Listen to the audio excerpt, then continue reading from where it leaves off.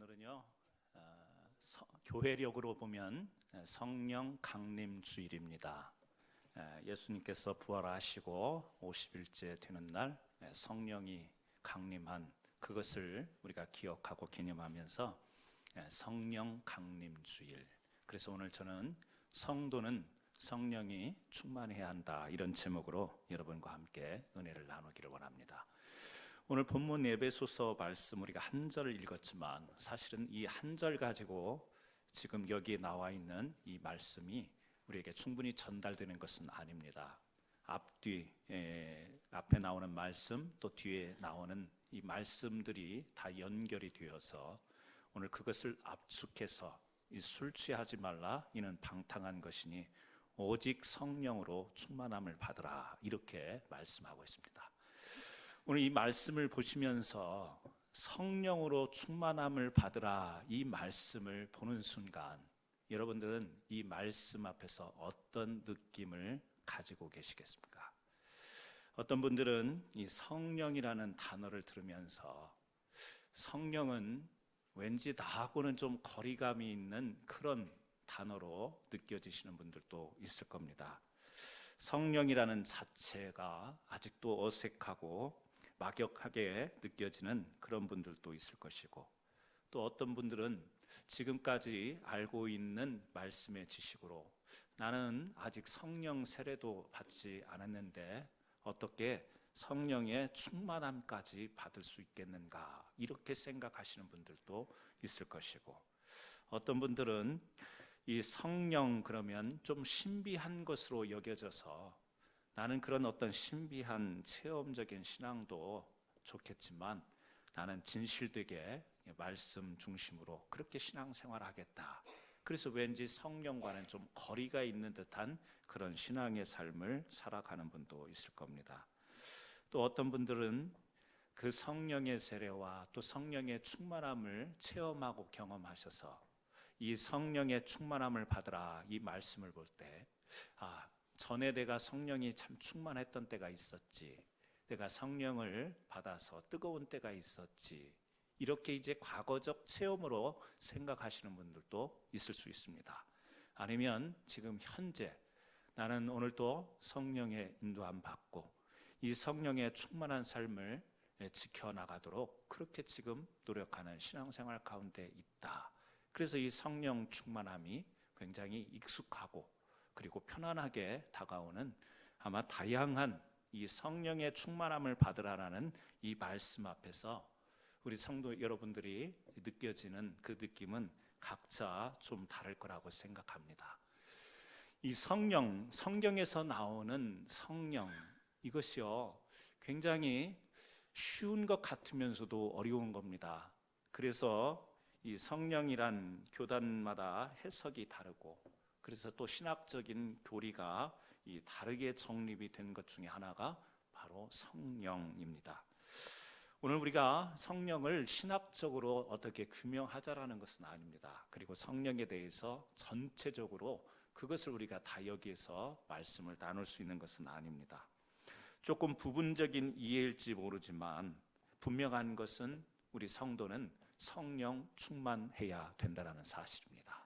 하나님이 그렇게 말씀하셨고, 또 우리가 실제 말씀을 붙들고 사는 삶 가운데 이 성령이 우리에게 절실히 요구되어지고, 또 우리가 그러한 성령 위에서 살아가야 됨을 우리가 경험하기 때문에 그렇습니다. 그런데 먼저 우리가 성령에 대한 조금 유의해서 이해하고 봐야 될 점이 있어요. 구약에도 성령이 임하시지만 특별히 우리 신약에 볼 때, 신약 성경을 볼 때 성령이라고 하는 이 말씀을 많이 접할 수가 있습니다. 그런데 우리가 이해하고 해석하는 차이긴 하지만 이 신약 성경에 보면 이 성령이라는 단어가 굉장히 많이 나오죠. 그런데 특히 우리가 두 부분으로 구별을 하자고 하면 누가가 기록한 누가복음과 사도행전에서 언급되어지는 나타나는 성령과 바울이 기록한 이 바울의 서신서에서 언급되어지는 이 성령의 의미가 굉장히 좀 차이가 있다라는 사실을 우리가 이해하고 이 말씀을 접해야 혼돈이 생기지 않는다라는 거예요. 저 사람 미쳤다 그렇게 이야기할 때, 여러분, 저 사람 미쳤다라고 말할 때 그 의미가 여러 가지일 수 있습니다. 그냥 두 가지로 이야기를 한다면, 진짜 정신적으로 문제가 있어서 저 사람 미쳤다 이렇게 이야기할 수도 있고, 또 어떤 일에 정말 몰두하는 사람, 어떤 일에 깊이 빠진 사람, 그래서 그것을 보고 저 사람 미쳤다라고 할 때는 어떤 그 일에 몰두하고 집중하는 것을 보고 미쳤다라는 말을 동일하게 쓸 수 있습니다. 단어는 동일한데 그것을 바라보는 사람의 입장, 또 그리고 의도, 이거에 따라서 전혀 달라진다라고 하는 거죠. 그래서 먼저 쉽게 우리가 구별을 하자면, 누가가 기록한 누가복음과 사도행전에서 성령, 성령, 성령 이렇게 나오는 것은 바로 성령이 우리에게 이 땅에 있는 사람들에게 권능을 주셔서 외적으로 나타나는 그런 능력을 주셔서 이 복음을 잘 증거해서 교회가 확장이 되고 복음이 전달이 되고 교회가 부흥하는 이와 같은 복음 전파에 권능을 허락하시는 성령으로 이 내용이 설명이 되어 있습니다. 이 바울이 쓴 서신서를 보게 되면 이 사도행전과는 좀 다르게 성령이라고 하는 것이 우리 안에 내주하셔서 이 구원의 확신을 갖게 하고 구원의 완성을 이루어 갈 수 있도록 우리 안에서 우리의 생각을 장악하고 우리의 또 판단을, 결정을 주장하는 하나님의 영으로서의 역사, 그래서 우리가 구원의 확신과 구원의 완성을 향해 달려가는 우리 자신들의 성화의 과정 가운데에 역사하시는 성령으로 그렇게 강조해서 썼다라는 것이죠. 이제 이것이 믹스가 되면 우리가 굉장히 혼란스러울 때가 있습니다. 성령은 뭐지요? 하나님, 유일하신 하나님, 그 하나님이 성부, 성자, 성신 세 가지 위격을 가지시죠. 그래서 우리가 삼위일체 이렇게 하나님을 표현하지 않습니까? 그러니까 한 분 하나님이시지만 위가 이 삼위로 나타나는 것이죠. 아버지와 아들과 성령. 그래서 우리가 성령 이렇게도 이야기하지만 성령 하나님 이렇게도 표현을 하죠. 성령이라고 하는 것은 하나님의 영, 그죠? 그 하나님의 영이 이 땅에 어디에 존재하실까요? 성경은 우리에게 보여주죠. 이 땅에 무소부지하다, 다른 말로 편재하다 그럽니다. 어느 곳에나 계시는 하나님, 우리 안에도 계시고 우리 밖에도 계시고 이 시간 이 자리에도 함께 하시는 하나님, 편재하신다 아니면 무소부지하다 그렇게 이야기를 하세요. 그러면 하나님을 믿는 우리에게는 하나님께서 그 성령 하나님이 어떻게 우리에게 임하시는가? 구체적으로 우리 신학에서는 세 가지를 이야기를 하죠. 하나는 내주하시는 하나님, 성령 하나님. 뭐죠? 우리 안에 거하신다. 그래서 성경의 많은 구절을 보면요, 우리 안에 계신다, 우리와 함께 하신다. 그런데 함께 하신다라는 그 원어의 단어를 보면 우리 안에 계신다라는 거예요. 그런데 그것을 성경은 안에 계신다라고도 표현하고 함께 하신다라고도 그렇게 표현을 해놨어요. 번역상으로는요.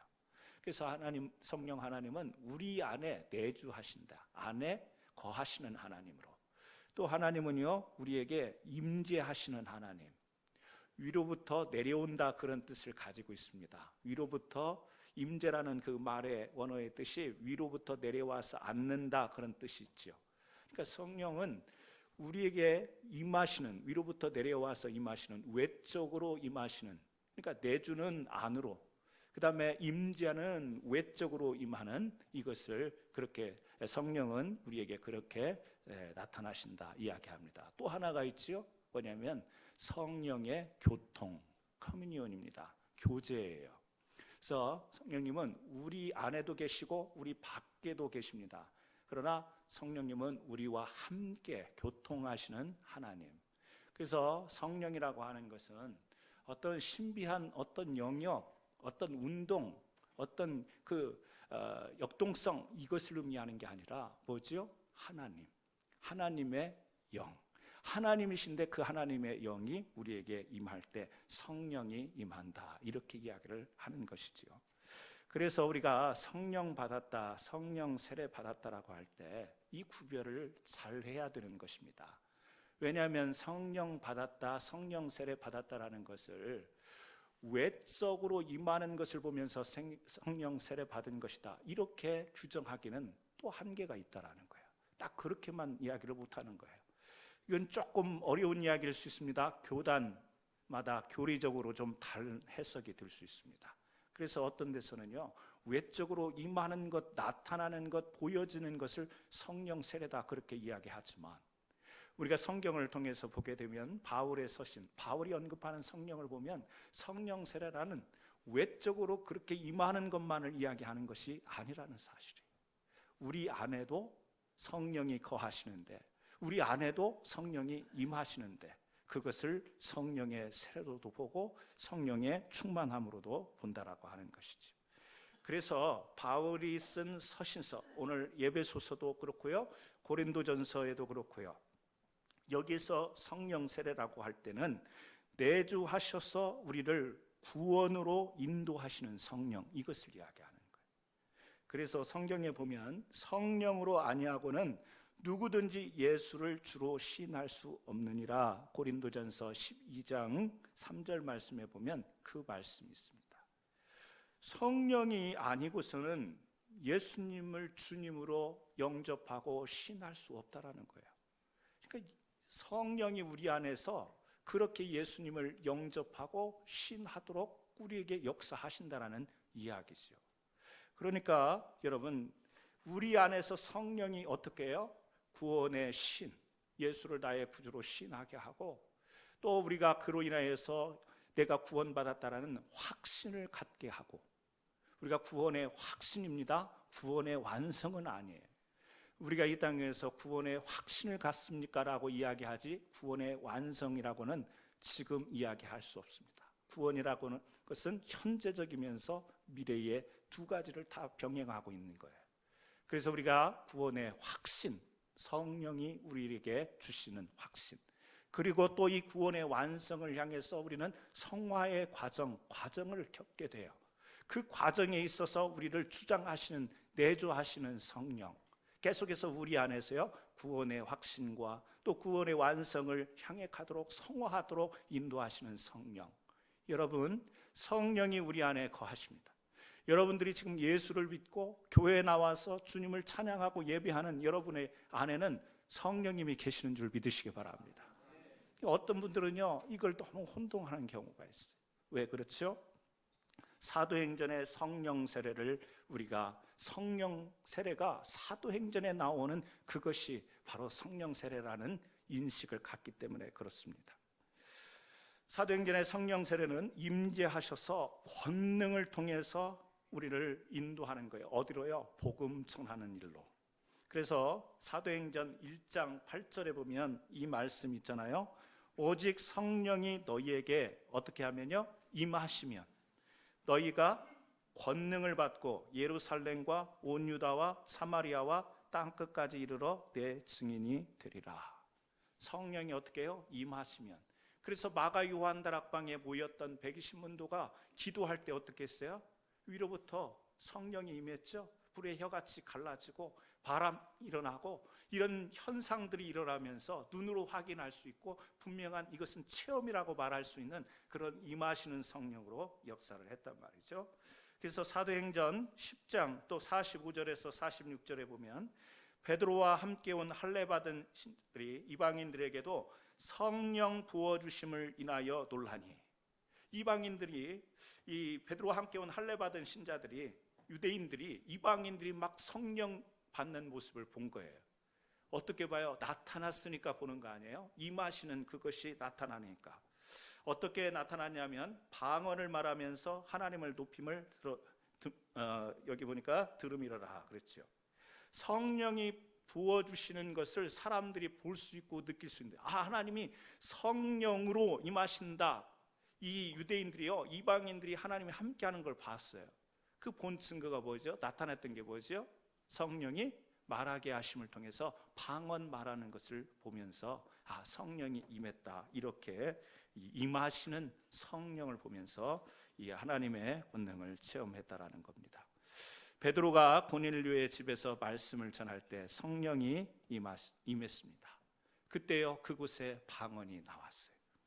베드로는 나중에 예루살렘에서 이 사실을 설명하면서 그들이 방언하는 것이 성령 세례였다 이렇게도 이야기를 합니다. 그러니까 사도행전에 보면 성령이 사람들이 분명히 볼 수 있고 들을 수 있고 인식할 수 있는 나타나는 성령의 임재, 그래서 그것을 성령 세례라 이렇게 이야기를 했는데, 우리가 사도행전적인 성령을 이해하다 보면 그렇다, 성령 받는 것은 방언이다, 성령 받는 것은 외적으로 뭔가 표현되어지고 나타나고 그것을 확증할 수 있는 것이다, 이런 인식을 우리가 많이 갖게 된다는 거죠. 그러나 여러분, 성령을 우리가 성경을 볼 때 전체를 보기 위해서 부분을 조각조각 봐야 돼요. 그러나 그 조각조각을 본 뒤에 나중에 다시 전체를 볼 수 있는 성경적 해석, 이것이 우리에게 필요한 거죠. 사도행전을 놓고 거기에서 성령을 전체를 규명하려고 하다 보면 이런 오류가 생각되는 거예요. 그래서 나는 성령하고는 무관한 사람이고, 나는 성령 세례를 받지 않은 사람이고, 나는 성령이라고 하는 것이, 나는 방언도 못 해봤고, 나는 예언도 못 해봤고, 어떤 은사도 나타나지 않고, 그래서 나는 성령과는 전혀 무관한 신앙생활을 하는 것으로 생각하고, 또 어떤 설교를 들어보면, 또 어떤 강의를 들어보면 계속 성령 받으라고, 오랫동안 내가 믿음의 생활을 하고 헌신과 건전한 건강한 믿음의 생활을 하는데도 아직도 성령 받지 못했냐고, 성령 받아야 된다고 이렇게 하면서 어떤 데서는요 방언을 가르치기도 해요. 성령 받는 것이 방언하는 거다, 그래서 따라 해봐라, 그러고 어떻게 해요? 랄랄랄라 막 그러면서 하는 거예요. 예, 가르치기도 해요. 여러분, 우리가 하나님의 말씀을 잘 이해하셔야 됩니다. 분석도 필요하지만 종합도 필요해요. 전체적으로 봐야 돼요.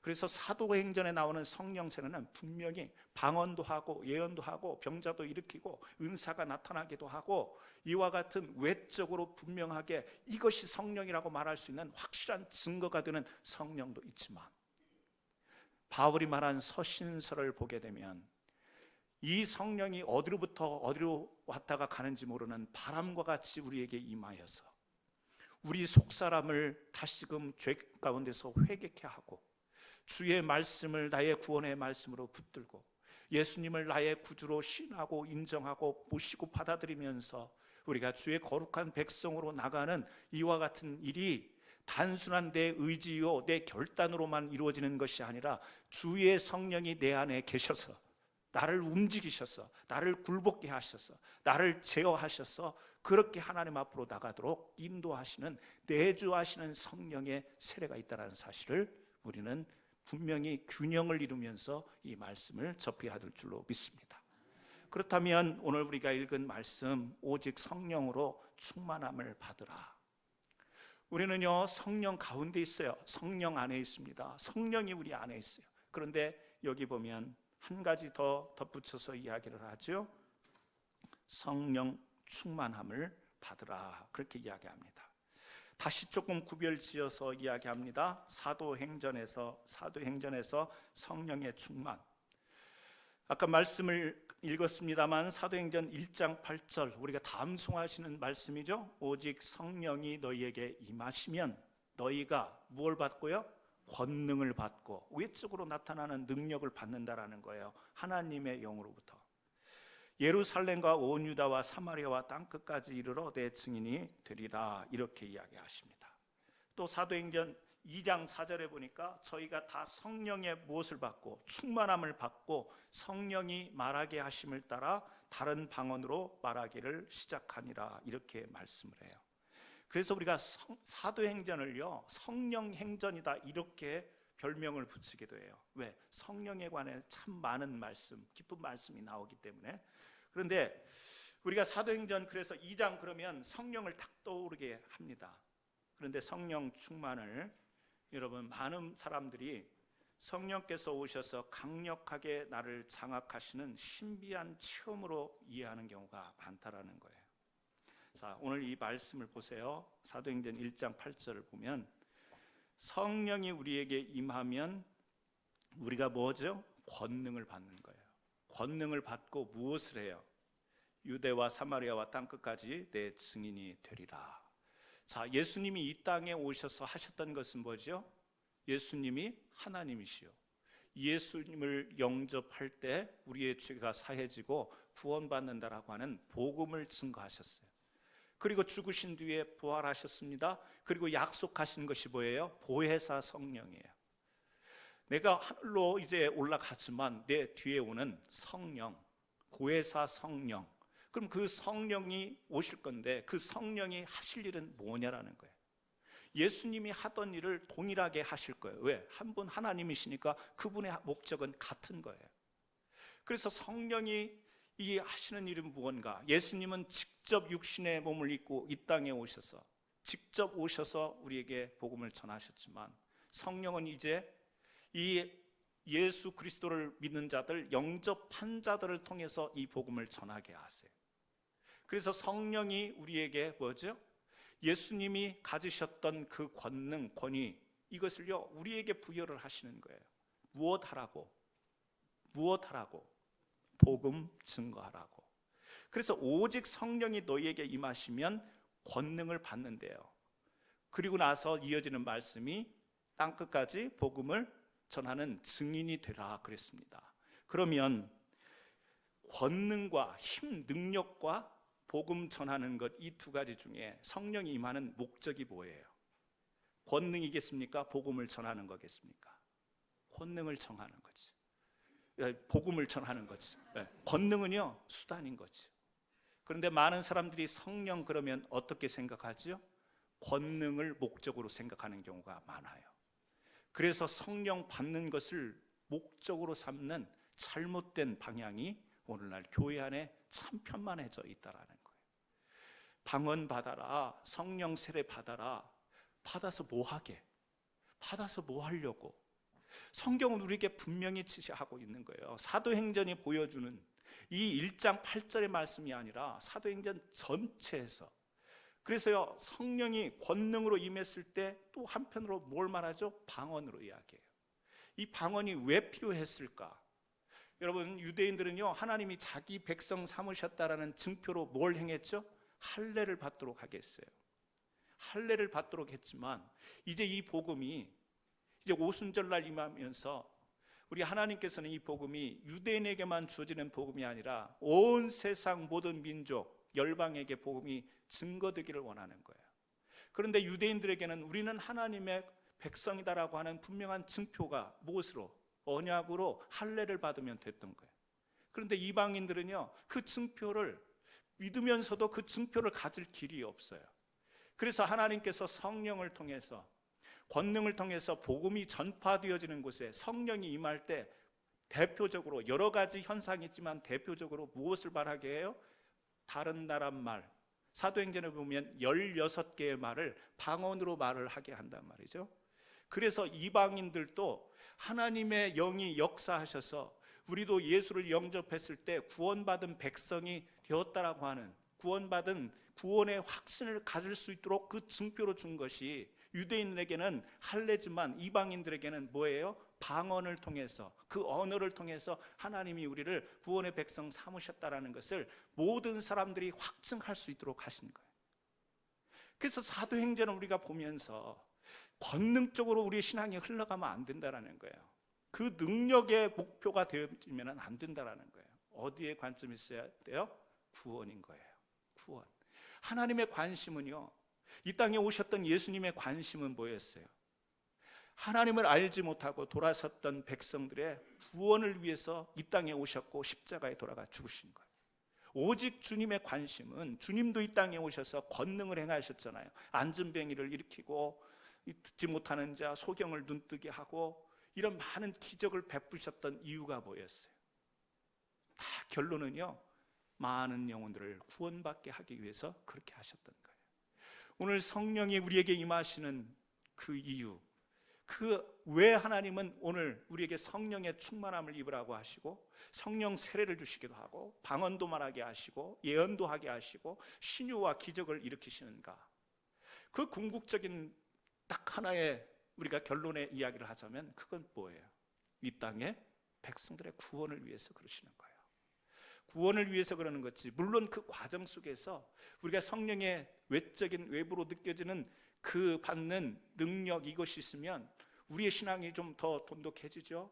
하나님이 나와 함께 하시는구나, 가까이 하시구나, 나에게 이런 은혜를 주시는구나. 그래서 우리의 신앙이요 좀 분발할 수 있어요. 좀 더 뜨거워질 수 있어요. 그런 동기부여는 될 수 있지만 그것이 결론은 아닌 거예요. 그것이 하나님의 원래 목적하신 그 바는 아니에요. 과정 속에서 우리가 그런 것을 체험하긴 하지만 뭐예요? 구원이에요. 그러므로 오늘 우리가 방언도 말하고, 오늘 우리가 주님 앞에서 여러 가지 은사를 행하면서, 오늘 사도행전적으로 너무 제가 비약적으로 이야기하는지 모르겠지만 영혼에 관심이 없고 이 복음이 전달되는 것에 관심이 없이 방언하고 우리가 은사를 주장하고 성령 세례에 뜨거워지고 이런 것은 미완성이라는 사실이에요. 과정 속에서 우리가 착각하고 있다는 거예요. 어디로 이어져야 돼요? 복음을 증거하는 일로. 적어도 사도행전을 읽고 사도행전을 묵상한 사람이라면 이것을 우리가 발견해야 되는 거예요. 그런데 오늘날 사람들이 어떻게 해요? 사도행전적인 그런, 너는 방언을 할 수 있냐? 너는 기도할 때 성령 세례 받았느냐? 이걸 가지고, 목적이 아닌 그 과정 속에서 주어지는 그 수단을 가지고 우리는 신앙의 우수함과 신앙의 열등함으로 구분해요. 그 사람은 좀 뜨거운 사람, 식은 사람, 차가운 사람, 그 사람은 신앙의 영적 수준이 있는 사람, 그렇지 못한 사람으로 이것을 가지고 우리가 그렇게 우리도 모르는 사이에 성도들을 이렇게 구별시켜 놓고 분리시켜 놓고, 그래서요 마치 이런 성령의 그 어떤 역사를 경험하지 못하면, 과정 가운데 서 있지 못하면 하나님을 제대로 못 믿는 사람으로 착각한단 말이죠. 아니라는 사실입니다. 여러분, 오늘 사도행전에서 이야기하지만 오늘 그것은요 분명합니다. 뭐예요? 방언을 말하는 것도 그것고, 베드로와 빌립 집사가 가서 복음을 전하고 세례를 주고 나올 때에 성령이 비둘기같이 임했던 이런 많은 역사들 보면 다 무엇과 관계되어 있어요? 이방인에게 복음 증거하고 전도하는 일로 그 성령의 역사가 결부되고 있다는 사실을 우리는 발견할 수 있는 거예요. 그렇다고 한다면 여러분, 오늘 우리가 이 성령의 충만을 잘 이해하셔야 됩니다. 권능 그 자체를 보고 우리가 성령을 생각하면 안 되고, 권능을 통해서 하나님이 무엇을 하시고자 하는가를 우리가 관심을 가지고, 하나님, 성령은요 성경에 구하라고 그랬으니까 하나님께서 좋은 것을 주시는 하나님, 우리가 구할 때 하나님께서 풍성히 주실 수 있습니다. 뭐가? 성령을 우리가 간구할 때. 그래서 우리가 기도하죠. 하나님, 성령 충만케 하옵소서. 하나님, 성령의 뜨거움으로 믿음 생활하게 하옵소서. 우리 기도해야 됩니다. 왜요? 하나님이 그렇게 구하라고 그랬으니까. 그걸 왜 구해야 되는가요? 하나님이 바라시는 기대와 목적이 있기 때문에, 그 성령을 통해서 우리는 그러한 삶으로 나갈 수 있기 때문에 하나님은 우리에게 요구하시는 것이고, 우리 마음속에 하나님과 같이 이 땅에서 주님이 원하시는 일에 내가 동참하기를 원하는 그 마음이 있다면, 구원의 확신을 가지고 이 구원의 소식을 전파하고자 하는 뜨거운 마음이, 하나님의 마음이 내 안에 있다면 우리는 성령을 구하는 거예요. 주님, 우리에게 권능을 주옵소서. 그래서 우리도 나가서 이 복음을 전하게 하옵소서. 죽어가는 영혼들을 살리게 하옵소서. 주여 성령의 권능으로 임하옵소서. 이런 기도가 필요한 것이. 그런데 어떻게 해요? 하나님, 내가 저 장로보다 더 세게 돼야 되겠습니다. 내가 저 권사보다 더 센 기도를 해야 되겠습니다. 권능을 주옵소서. 이건 아니라는 사실이에요. 이건 아니에요. 하나님, 아무개가 새벽기도 나와서 알아듣지도 못하는 방언으로 저렇게 기도하는데 짜증납니다. 저 방언을 제압할 수 있는 방언을 주옵소서. 아니에요. 아닙니다. 극단적으로 표현했지만 알게 모르게 성령의 권능을 우리 신앙에, 여러분, 성령의 권능, 하나님의 권능을 가져다가 내 힘과 내 어떤 신앙의 자랑거리로 삼으려고 하는 그 마음, 의식, 성령의 이해가 있다면 오늘 이것을 우리는 내려놔야 됩니다. 오늘 그래서요, 오늘 에베소서에 보면 이 성령은 우리에게 우리 자신을 다시 한번 생각할 수 있도록 하는 말씀으로 주어지고 있는 것을 볼 수가 있습니다. 오늘 술 취하지 말라 그런 말씀을 하죠. 그러면서 이는 방탕한 것이니 오직 성령으로 충만함을 받으라, 이렇게 말하고 있습니다. 여러분, 술 취하지 말라는 말과 대조해서 성령을 이야기하고 있어요. 여러분, 술 취한다라는 것이 무엇이기에 이 성령과 대조를 해서 이야기하는가? 거기에는요, 방탕함이라는 것이 설명을 하고 있습니다. 술을 취하면 방탕하게 된다. 방탕한 것은 무엇이냐? 우리가 일반적으로 부도덕하고 문란한 것을 생각하게 되는 거죠. 하지만 이 방탕이라는 말의 원어의 뜻은 낭비, 허비, 그런 뜻을 가지고 있습니다. 그러니까 조금 연결이 되겠죠. 우리가 술을 취하게 되면 분별력이 떨어집니다. 바른 정신을 갖기가 어렵죠. 그러다 보면 자기가 해야 될 것을 바른 판단 못하고 놓치게 되는 것들이 많죠. 낭비가 된다라는 거죠. 돌아온 탕자의 이야기를 우리 성경에서 압니다.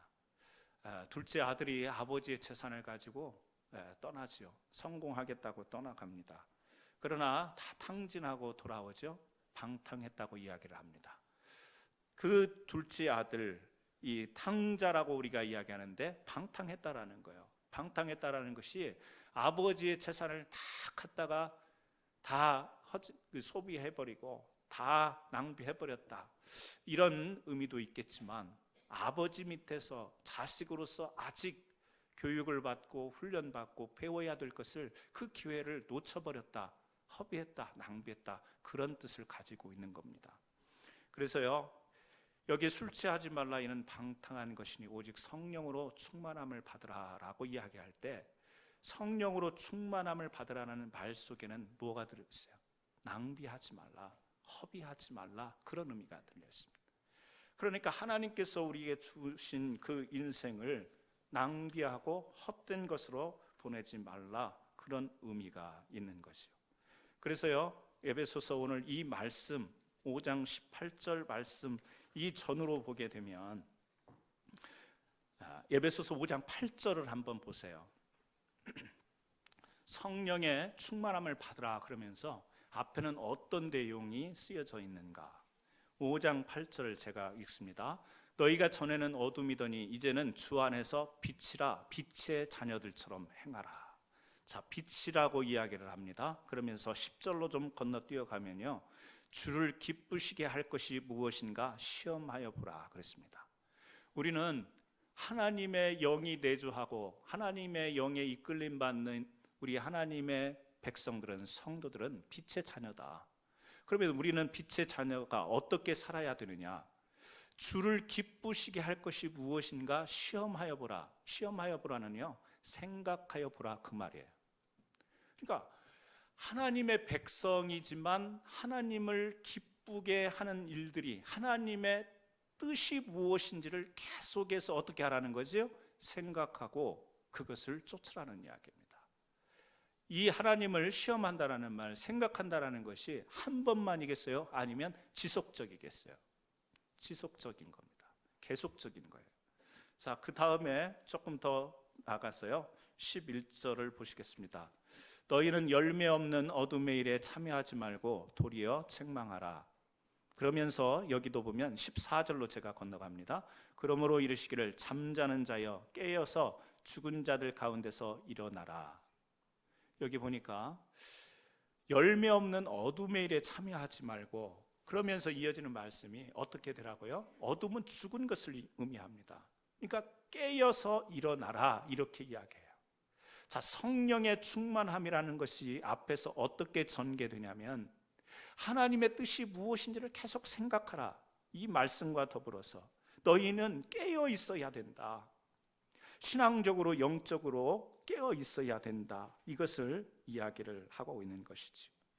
또 하나만 더 보면요, 15절을 보세요. 그런즉 너희가 어떻게 행할지를 자세히 주의하여 지혜 없는 자같이 하지 말고 오직 지혜 있는 자같이 하여. 뭐가 나오죠? 자세히 주의하라, 그렇게 나옵니다. 살펴보라는 거예요.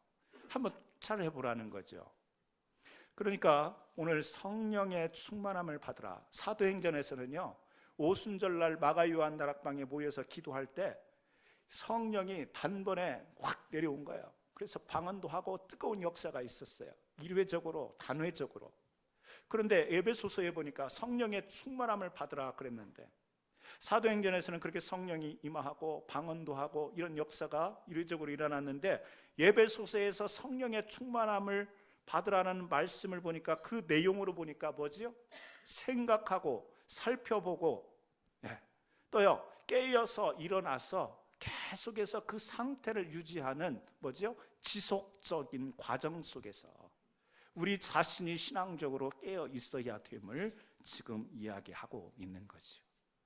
성령 세례와 충만은 사도행전적으로 보면 일회적으로 어떤 체험하고 경험하는 거예요. 그래서 기도원에 가서 어떤 강력한 체험을 받기를 원하는, 성령 받고 왔다, 성령 받으러 간다, 뭐 이렇게 할 수 있는 그런 생각을 할 수 있는 반면에, 오늘 예배소서에서 발견하는 성령은 뭐죠? 일상생활 가운데서, 우리의 생활 과정 가운데서, 거기에서 뭐예요? 늘 우리의 삶 속을 들여다보고 주의하고 늘 깨어 있어서 우리 자신을 하나님의 뜻 가운데 살아가고 있는가를 늘 살펴보면서 생각해가는 이 과정 속에서 우리 자신을 살피는, 그것이 뭐예요? 성령의 충만. 성경에 보면 성령의 충만함을 받으라라고 되어 있지만, 이 헬라어에서 쓰여지는 이 수동태가요 애매해서 어려워서 우리말로 번역하기가 어려우니까 받으라 그렇게 되어 있는데, 이 에베소서 5장 18절의 이 말씀에 충만함을 받으라는 말이 원래는 정확하게 어울리는 말은 아니에요. 뭐냐면 성령 충만해져라, 이게 원래 수동형이면서 거기에 능동적인 의미가 담겨 있는 것이 원어의 뜻입니다. 그러니까 하나님이 우리를 붙잡으셔서 우리를 사로잡으셔서 우리를 생각하게 하고 늘 우리 자신을 각성하고 일어날 수 있도록 그런 상태를 유지하는 것, 이것이 뭐예요? 성령의 충만함. 그렇다고 한다면 여러분, 우리 성령 그러면 사람들이 굉장히 신비한 어떤 영역으로 생각을 합니다. 종교가 세상에서 종교로 인정받을 때에 사람들에게 인식이 하나 있습니다. 뭐죠? 종교가 종교되기 위해서는 초월적인 속성이 담겨 있을 때 사람은 종교로 인정합니다. 평범하지 않은 뭔가를 뛰어넘는 그 초월성이 있을 때 사람들이 종교를 인정하는 그것이 있죠. 우리 신앙이라는 것도 두 가지가 있습니다. 뭐죠? 이 세상을 주장하여 주시는 하나님, 우리를 지으시는 하나님은 초월의 하나님이세요. 초월적인 하나님이세요. 그래서 우리에게 신앙의 영역 가운데 초월적인 권능, 이게 존재해요. 분명히 존재합니다. 여러분 기적 체험해 보셨어요? 기적. 우연이 아닌 기적. 하나님의 은혜로 기적을 아마 체험해 보신 분들이 있을 거예요. 신비한 일을 경험해 보셨을 거예요. 신기한 꿈도 꿔보셨고 환상도 보신 분도 있을 것이고, 또 우리가 여기 성경에서 말하는 성령의 그런 다양한 은사들을 누리면서 경험해 봤을 거예요. 초월적인 영역이 분명히 존재합니다. 그런데 오늘날 마치 성령 그러면 우리의 모든 것이 이 초월의 영역으로 생각하거나 신비의 영역으로 생각하는 경향이 많다라는 거예요. 그러나 절대 여러분 그런 한 부분으로만 생각하지 말라는 거예요. 분명히 성령 하나님이 우리에게 권능도 주시고 역사하실 때 그 초월적인 부분도 있지만, 그러나 일반적이고 자연적인 것도 하나님은 통해서 우리에게 역사하시는 하나님이세요. 하나님은 초월의 하나님이지만 이 자연을 지으셨어요. 이 세상을 지으셔서 이 세상 자연 일반 가운데 질서를 부여하시고 이 질서의 그 속에서 우리로 하여금 순응하고 순종하도록 만드셔서 우리는 이 세상에 살고 있는 거예요. 그래서 기적과 초월의 영역도 하나님이 붙드시고 계시는 거고, 우리가 살아가고 있는 일반 이런 평범한 자연 세계도 누가 지으신 거예요? 하나님이 하신 거예요. 그런데 우리는요, 뭔가 신비한 체험을 하면 그건 대단한 하나님의 영역으로 올라가는 것 같고, 그냥 평범하게 살면 하나님과 굉장히 동떨어진 무딘 신앙으로 살아가는 것처럼 우리들 인식에 각인이 되어 있는 거예요. 그러니까 성령 받았느냐, 성령 세례, 성령 충만함 받으라 그러면 뭔가 뒤집어져야만 되는 것, 뭔가 어떤 깊은 황홀경으로 들어가야 되는 것, 어떤 엑스타시로 들어가야 되는 것, 이런 체험으로만 생각을 하는데 절대 그렇지는 않다라는 거예요. 여러분 가끔 있는 일은 아니지만 신학교에서 그런 우리가 이야기를 많이 하죠. 공부는 하나도 않고 기도해서 100점 맞는 사람과 기도는 별로 못하고 공부해서 100점 맞는 사람, 어떤 사람이 더 신앙적이에요? 대답하지 마세요. 이거 대답 잘못하면 안 돼. 대답을 안 해도 우리가 어떤 이 두 가지를 대비가 모순이 있긴 하지만 그냥 우리가 좀 쉬운 이야기를 그냥 예를 들어서 하는 이야기니까, 우리도 모르는 사이에 우리의 인식 속에는요, 공부를 하나도 안 했는데 기도해가지고 100점 받은 사람을 신앙적으로 보는 경우가 많아요. 그리고 공부를 꾸준히 해서 100점 받은 사람은 그냥 공부해서 일반적으로 보는 경향이 있죠. 우리에게 이게 맞는 비율지는 모르지만 우리가 그런 경향이 있다라는 거예요. 하나님은요, 초월의 영역을 가지고 계시지만 초월의 영역으로 우리를 인도하시기도 하지만 우리가 만들어 놓은 자연과 일반, 여기에도 하나님은 계시는 줄 믿으시길 바랍니다. 교회의 종탑, 뾰족한 종탑, 십자가 위에 뭐가 꽂혀 있죠? 피로침이 있습니다. 이 초월의 영역을 좋아하는 초월주의자들의 입장에서 보면 벼락은 하나님이 내리신다라는 이 사실, 여러분, 벼락은 누가 내리세요? 하나님이 내리신다 하면 이야기하기가 곤란하죠. 그러나 자연의 영역은 이 자연의 모든 주관과 섭리는 누구에게 있어요? 하나님께 있어요. 그럼 벼락을 치고 번개를 치는 것, 하나님의 주관하에 이루어지는 자연 현상이란 말이에요. 그래서 진짜 초월적인 신앙, 초월로 이 영역에 있는 사람들은 교회 종탑 위에다가 십자가 위에다가 피로침을 달아야 돼요? 안 달아야 돼요? 안 달아야지. 왜? 하나님의 백성들이 이거 안에 있는데, 하나님을 예배하는 믿음의 성도들이 이곳에서 하나님을 찬양하고 예배하는데 거기에다 대놓고 벼락을 치시는 하나님은, 이건 이해가 안 되는 거죠. 하나님은 우리를 지켜주시고 보호하시고 우리가 함께 하시는 하나님인데 어떻게 교회의 십자가에다가 벼락을 치시냐고. 그런데 여러분, 보셨어요? 안 보셨어요? 교회 번개 맞은 종탑들 넘어간 거 보셨어요? 안 보셨어요? 많이는 안 봤지만 가끔 봤어요. 교회 건물에도 벼락을 치고요, 십자가 위에도 벼락이, 또 번개가 쳐요. 그러면서 사람들은요 혼란스러워요. 아니, 어떻게 교회에 이런 일이 있을까? 교회라고 하면 그런 일이 없어야 되는 것으로 생각. 교회에서 단체로 학생들이 수련회 가다가 교통사고가 나요. 이해를 못하는 거예요. 어떻게 교회 사람들이 수련회를 가는데 그런 일이 생길까? 그렇게 이해가 안 되는 속에는 뭐가 담겨 있죠? 우리 신앙이라는 영역을 초월의 영역으로 탁 국한해서 생각하기 때문에 그래요. 번개가 치고 벼락이 치는 이 자연적인 현상은 하나님이 섭리를 안 하시고 주장을 안 하시나요? 아니죠. 자연도 일반 모든 것도 하나님의 섭리와 하나님의 주권하에 있는 거예요. 그러니까 초월적인 영역에도 순종하고 순응해야 되지만 자연적인 영역에도 우리는 어떻게 해요? 순종하고 순응해야 돼요.